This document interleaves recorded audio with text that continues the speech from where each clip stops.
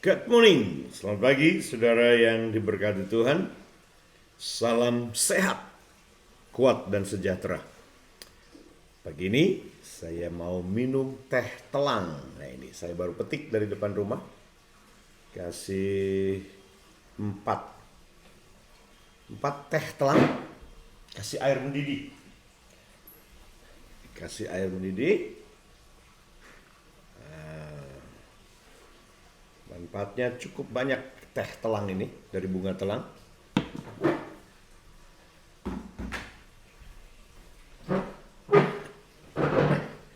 Tujuan Yesus mati di kayu salib bukan hanya mengampuni dosa kita, tapi juga menyembuhkan sakit penyakit kita. Dan lebih dari semua, tujuan dia menyembuhkan kita adalah supaya kita hidup sehat. Mencegah lebih baik daripada mengobati. Nah, ada banyak orang tidak melakukan pencegahan-pencegahan dini, sehingga akhirnya harus sakit-sakitan dan masuk rumah sakit akhirnya.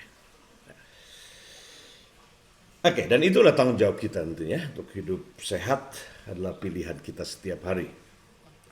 Lihat bersama dengan saya pagi ini, pesan dari hati Papa kita diambil dari Matius pasal yang ke-14. Matius pasal yang ke-14. Kisah ini kita sudah sering baca tentunya. Yesus berjalan di atas air. Tapi saya ingin baca ini ketika mereka ada di tengah gelombang. Mereka panik, mereka takut. Kemudian Tuhan Yesus datang menampakkan diri dan berkata ayat yang ke-27 dalam Matius pasal yang ke-14 ayat yang ke-27. Tetapi segera Yesus berkata kepada mereka, tenanglah, aku ini, jangan takut. Nah, sepertinya sangat tidak pengertian Tuhan Yesus. Gimana mungkin bisa tenang? Angin sakal, gelombang besar di tengah perahu, gelap malam hari. Tapi Tuhan Yesus dia berkata, tenanglah, jangan takut. Gampang kita ngomong kadang ketika mungkin kadang itu yang saya selalu rasakan begitu ya.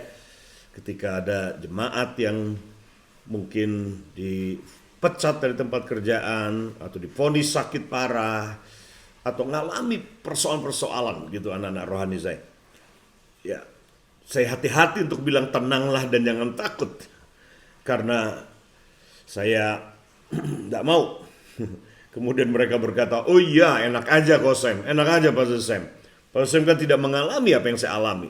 Pastor Sam kan tidak ada dalam situasi di mana saya berada. Gampang ngomong tenang dan jangan takut.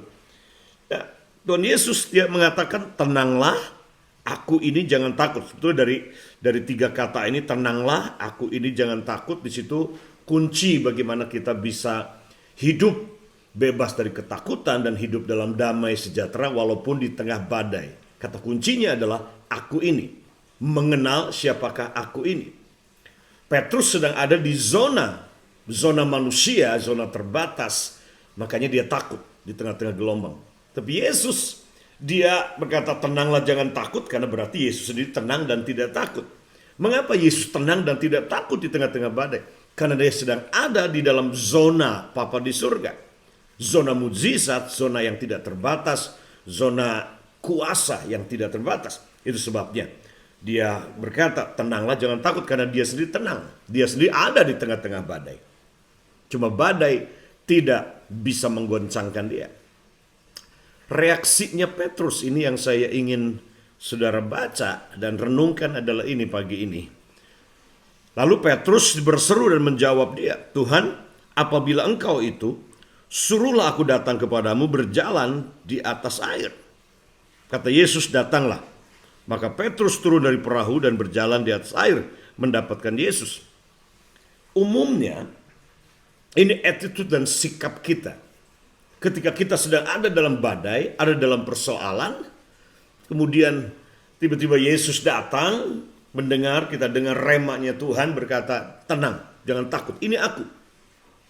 Yang penting adalah kamu bersama aku, kamu kenal aku, kamu lihat aku. Nah, umumnya kita akan berkata begini, Tuhan, masuk dong dalam perahuku. Datang kemari.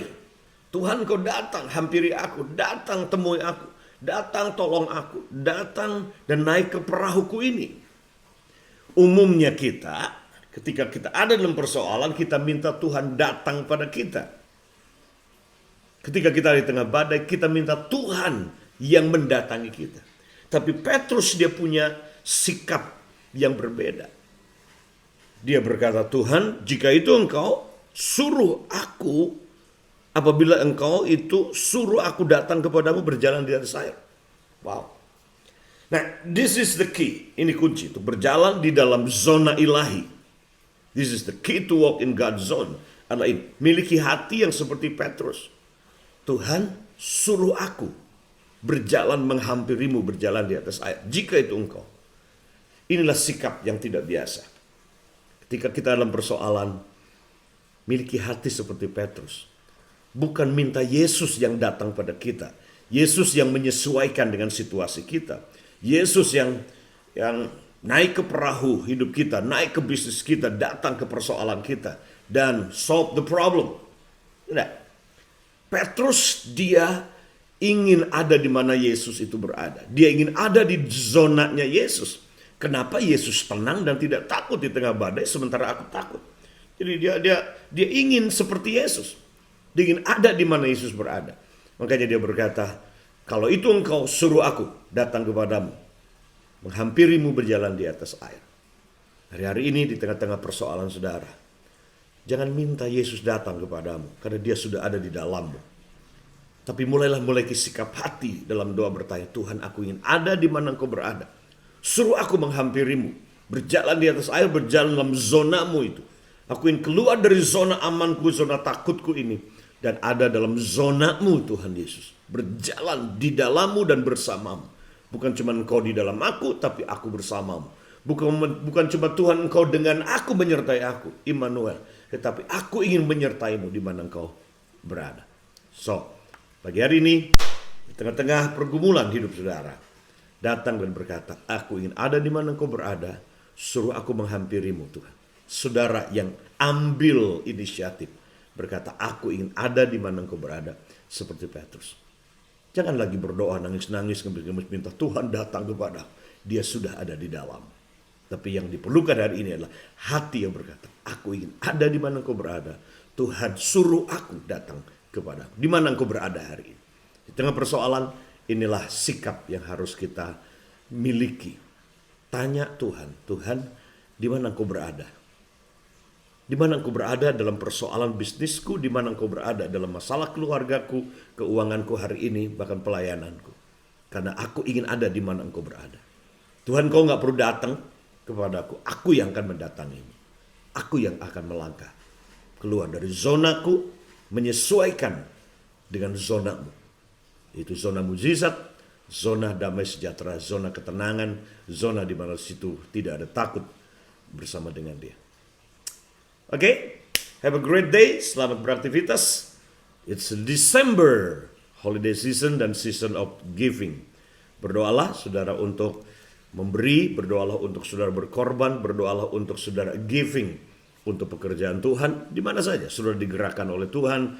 Ada pendeta-pendeta di desa, ada misionaris di pedalaman, ya kami ada misionaris di berbagai pulau. Ya, kalau saudara tergerak untuk memberkati dan memberi, silahkan saudara bisa kontak saya atau di mana saja saudara digerakkan Tuhan.